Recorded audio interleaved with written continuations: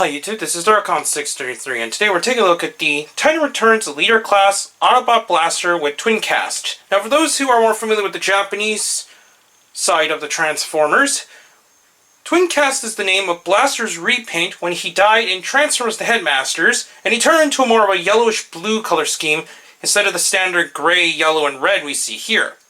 Now what's interesting is that Hasbro, for some reason, has decided to use the name and use it for his Headmaster name, which is going to be kind of interesting. If Hasbro ever decides to bring that color scheme over, which I kind of doubt at this point since they didn't do it for the Generations one during Fall of Cybertron, which they could have easily done, but if they do, it's going to be kind of interesting what we're going to see there. Anyways, we're going to take a look at the box first. The box is in the larger scale, obviously, of the Titan Returns. The main box is mostly in the same style we've seen with Combiner Wars otherwise. Obviously has a picture of Twin Cast there. It says Titan's Returns and so on. The sides are pretty much the same we've seen. Shows a picture of Blaster here as normal. And obviously the bio and the forms. So we're going to pretty much covers that. And now we're going to take a look at Blaster. Just as a size comparison, here he is next to the G1 Blaster, and he's a pretty close representation. Sorry, it's not really in frame. Pretty close representation of his G1 counterparts. That's really nice.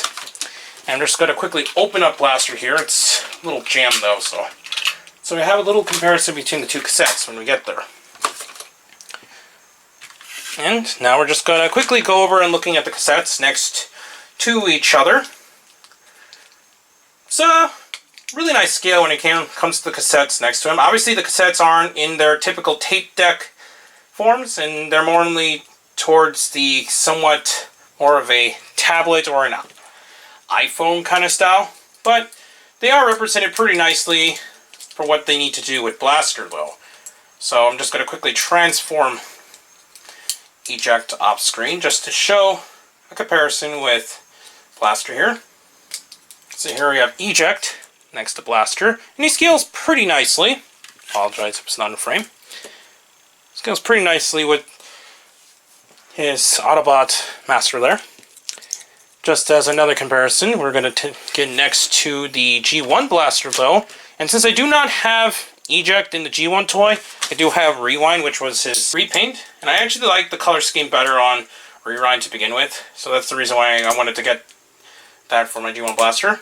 I don't have any other Autobot cassettes, but that's pretty much going to be remedied here with the Titan Returns release of Blaster. So as a little comparison, here he is next to G1 Rewind. So that's pretty cool. They're very similar to what they need to do, but obviously there are a lot of differences otherwise. So we're just going to take Blaster up to the side and look at Blaster more specifically. Blaster includes his Headmaster, obviously.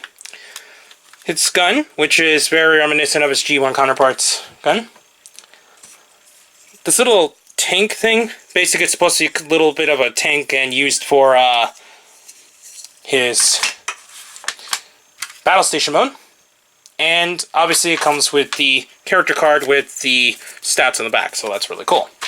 Now we're going to take a look at the articulation points. The head, even though it's on a separate piece due to the head gimmick, it can swivel 360, so that's really cool. He does have ratcheted shoulders, but only in a swivel though. It doesn't have any outward movement, which is a shame, but it does have outward movements right here. He has swivels at the biceps, single joints at the knee, the elbows with ratchets, and hand can pivot due to transformation, but not really articulation point. He has no waist articulation, but he has ratchets at the hips, which have really good range of movement. Swivels at the thighs, really good knee joints, and he actually has a lot of ankle pivot, so that's really nice. It helps the articulation quite a bit. We're now going on to his transformation. To transform him, first we're going to take off the head, which can be a little easy sometimes. Just take it off to the side. Pull this back piece open, collapse the head, close it off there. Take the gun out of his hand, collapse the wrists, so it looks like that.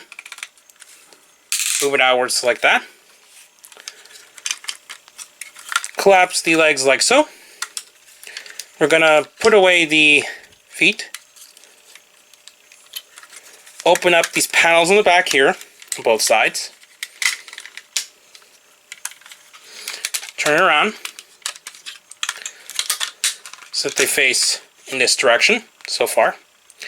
We're going to collapse both sides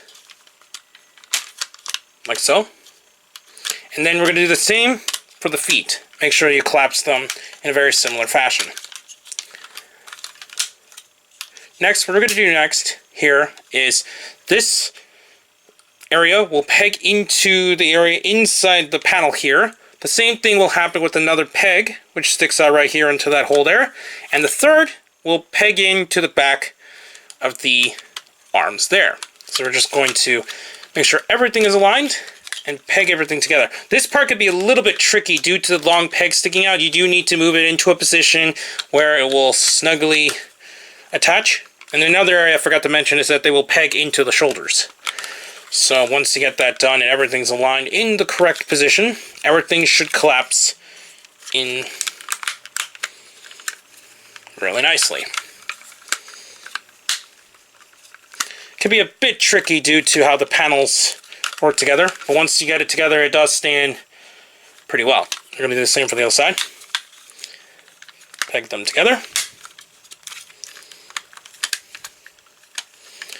And when it's not aligned, you'll end up seeing it like this, where it will kind of unfashion itself at times. So you do need to play around with it at times in order to keep it all secure.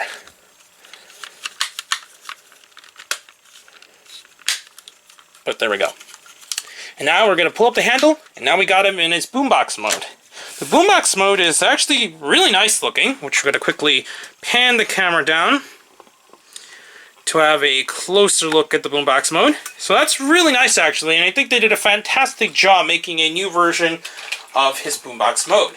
We're going to quickly transform G1 Blaster off screen.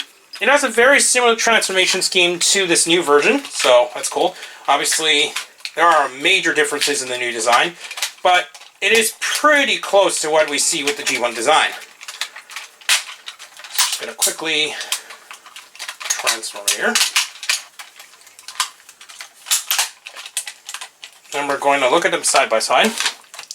Obviously, the original design is a little more close to how the old styled tape decks were like, versus the full-on boombox here, so you can tell there's a lot of similarities, but a lot of differences as well. In this mode, and also in the roll mode, you can open up the chest compartment like so. You can slide this piece in, which came with Blaster, and close it off. Or if you want to, you can take one of the cassettes, which I have, the only other cassette I have otherwise outside of Eject is, let's see, his name was, forgot his name for a second there, but anyways, you're just going to slide it in. He doesn't like to stand as easily because of the wing flaps. Unfortunately, for what I could tell, that's going to be the same thing with Ravage, so that's unfortunate. You're going to do the same for Eject, and he stays in a lot better compared to what we've seen with the trying to remember his name. Stripes. That's right. With Stripes there. So, I'm going to collapse them like so. The main difference, though, is that in the new toy, Blaster does not put in a cassette like in the traditional way. Like you see here, it does have the sticker as I shown with my Eject video. It does have the sticker to make it look like a tape deck, but instead it just slides in like that. So, there you go. Blaster also has another mode, as mentioned earlier, and that is his Battle Station mode. At least in the instructions, you're supposed to keep this open. I can kind of understand because it's got all these inner panels and all that, making it look like a little computer area. You're going to mid-transform it and open up these panels here. Unpeg the arms and face them in this direction, since what we're going to do next is pull these outward, and then we're going to slide them up.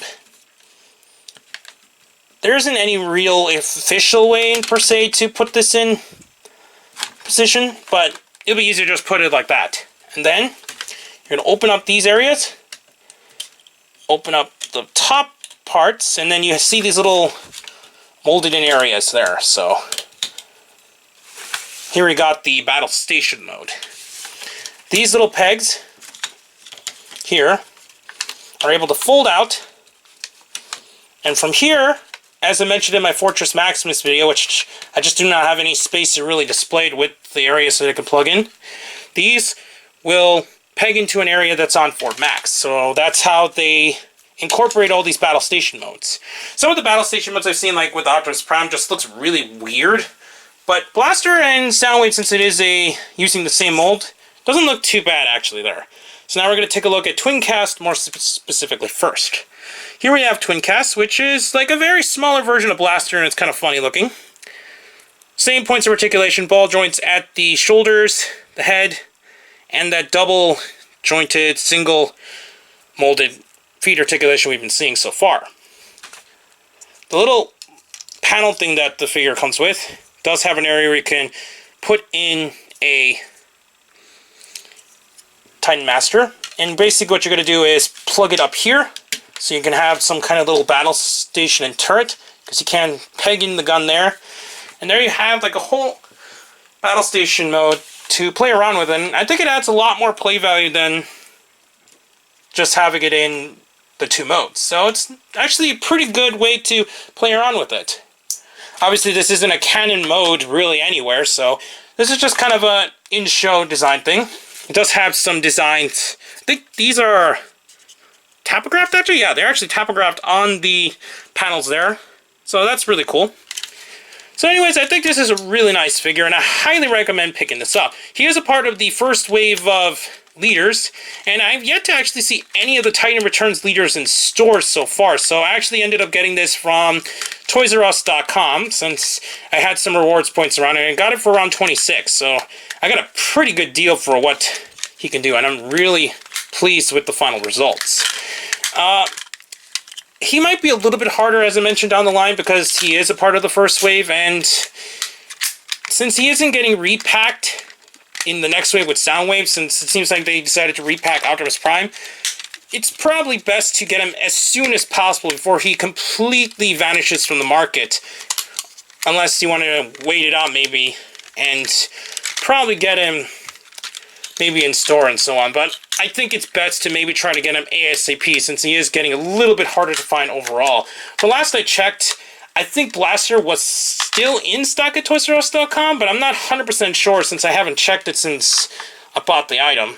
But he is a really nice take on the Autobot here, and I think Hasbro did a fantastic job transitioning it into the main generation's design. For the longest time, I've been using the Fall of Cybertron design as my generation's take on Blaster, but this obviously blows that way out of the ballpark. So I think they did a fantastic job designing this toy, and I highly recommend picking this up. Anyways, please comment, subscribe, and check out Hero Taku and Hero Club. Also, please check me on Twitter under Darkon633. I'll be back with more Transformers reviews in the future, but for now, I'll be seeing you YouTube. Bye.